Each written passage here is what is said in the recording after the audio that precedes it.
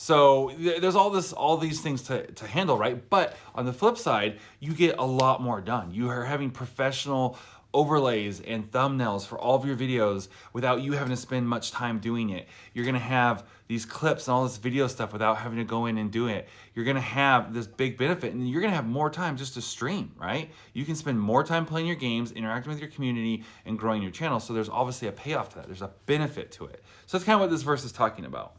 So the application I have, bring in others and give them room to help, right? They will make messes that you'll have to clean up, but the alternative is to stay small and ineffective.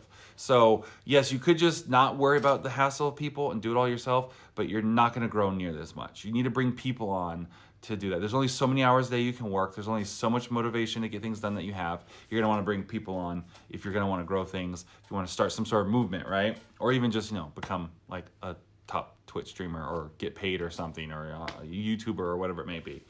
And then lastly, the P stands for prayer, and that's just going to be what I have for the prayer is, Lord, help me be a good leader. Help me to build my people and care about them, not just use them. Because that's the temptation, right? To get someone and you're like, oh, now you're my underling and you're just going to go off and do all these jobs I don't want to do. That's obviously not it either.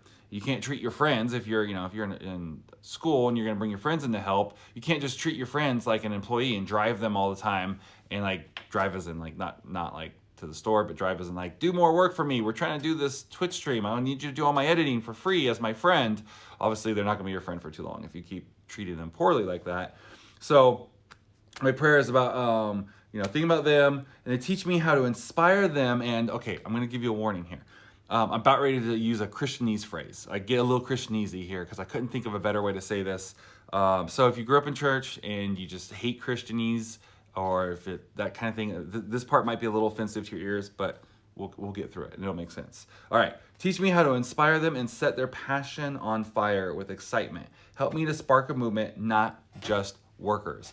So it's like, how can I go from just trying to get people to help with what I'm doing to trying to get people to really follow what I'm doing? Like, I want to be like the Steve Jobs of, not Steve Jobs, because he was kind of a jerk, but people didn't really like him. They got caught up in his vision, but they didn't like him. I want to be like the Gary Vee of like streaming and YouTube, right? And youth ministry stuff I'm doing. So if I want to be like, I want to be the online youth pastor, we're gonna have Geek Church, we're gonna have Youth Factor, we're gonna have all this stuff. I need to not just have people come in and just to work for free, but I need to inspire them. So this is like their passion, right? They're never gonna be as passionate as me because it's my calling, it's what I'm doing.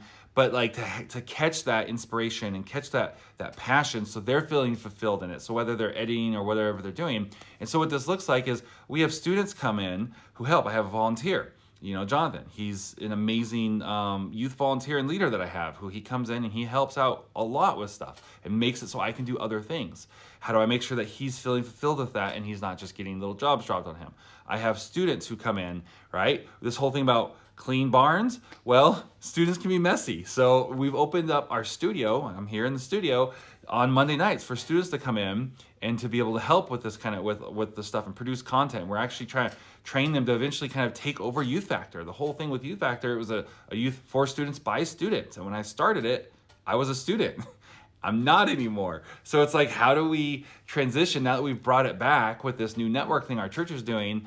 It's been a lot of fun for me and Jonathan to do, but how do we transition and get back to that original goal of Youth Factor, a show for students by students, and then that frees up my time. I can spend more time on Geek Church and doing the streams and doing the other things of where I feel I need to go and what I need to do. So yeah, that's what I have for the scripture, and that's the kind of the idea of S.O.A.P. I think I've done it in as little as 4 minutes and change, and I've spent as much as like 20 minutes on them. So it's nice and scalable. You could literally do it on your phone, in your car, on the way to school, or on the bus.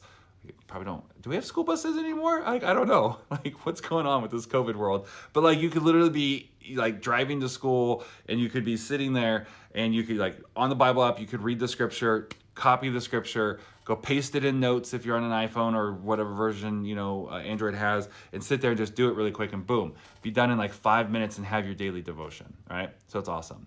All right, guys, thanks for joining me today. Again, I'm going to try to do these daily. I'm going to be streaming some more Avengers later tonight, so keep an eye out for that. It'll be a little bit later.